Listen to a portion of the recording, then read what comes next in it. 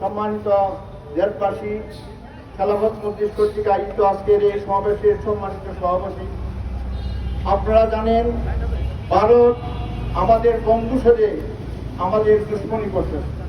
তারা তাদের প্রত্যেকটা নদীর বাঁধ খুলে দিয়ে আমাদের দেশকে ডুবিয়ে লক্ষ লক্ষ মানুষকে পানিবন্দী করে রাখছে। এটার জন্য আমরা দাবি করব যে আন্তর্জাতিক আদালতে আমাদের অন্তর্বর্তী সরকার মামলা করে তার ন্যায্য দাবি আদায় করার জন্য আমি অনুরোধ জানাইছি।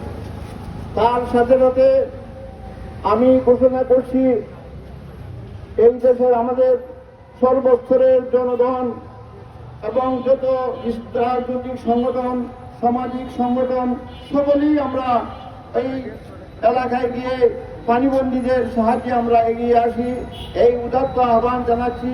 এবং যারা নাকি এখন পর্যন্ত সেখানে উপস্থিত আছেন সকলকে আমি খেলাফত মজলিসের পক্ষ থেকে মুবারকবাদ জানাচ্ছি।